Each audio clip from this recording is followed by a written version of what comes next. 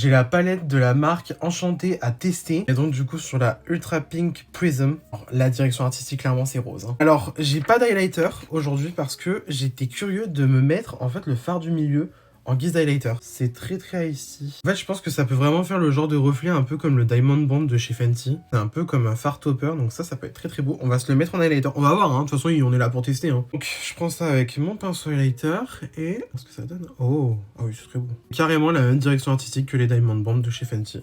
En fait, ça va clairement donner un effet, wet look, quoi. Maintenant que j'ai mis de l'highlighter partout où j'irai en mettre habituellement, on peut enfin s'attaquer à la palette. Le fard jaune, je suis curieux de voir ce qu'il donne parce que les jaunes, c'est compliqué à fabriquer. Là, je vais commencer par mettre la teinte Cosmos en guise de beige, tout simplement. Et comme ça va permettre de nous voir. Bah, il marque très bien, hein. Pour un blanc, il est très bien pigmenté. Ensuite, je vais prendre la teinte Girl Boss juste ici. Et je vais placer ça en creux de paupière, même si... Ah ouais, non, c'est très intense. Hein. Franchement, il y a besoin de tellement peu de passages, c'est une dinguerie. Bah écoutez, rien à dire, c'est extrêmement bien pigmenté. Ensuite, je vais passer à la teinte Chibi, juste ici. Ça va plus être pour venir estomper en fait les rebords de Girl Boss.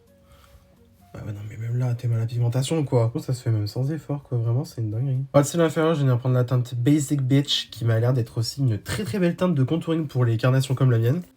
Ah ouais, directement, ça rajoute du contraste, c'est nickel. Pour le coin interne, on va se tenter Sour Candy. C'est Sour Candy. Il marque super bien.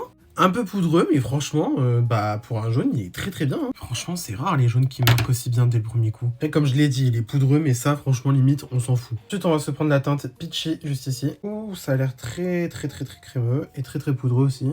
Ah ouais. Ah carrément. Ah ouais, de fou. Ah, il est trop beau. Dans la palette, tu crois qu'il est rose orangé, et au final, tu l'appliques, il est limite vert jaune.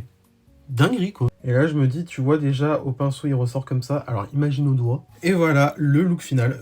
Bah écoutez, je suis trop fan du look, de ce que ça donne. Ce que j'ai à dire en tout cas sur la palette, c'est que la qualité elle est vraiment dingue. Le fard effet mouillé du coup que j'ai appliqué en highlighter, dinguerie. Le fard irisé, métallique, tout ce que tu veux, lumineux, voilà. Bah il est trop beau. Franchement il est trop beau. En fait vous voyez ce que je veux dire? Dans la palette on le voit un peu rosé, au final sur la paupière, c'est limite il est pas jaune citron quoi. Le jaune justement, le jaune mat, il se débrouille très bien. Non la qualité des mats, vraiment rien à dire, c'est excellent quoi. Bravo Cam, bravo à la recherche et au développement parce que purée, elle est vachement bien la palette. Hein.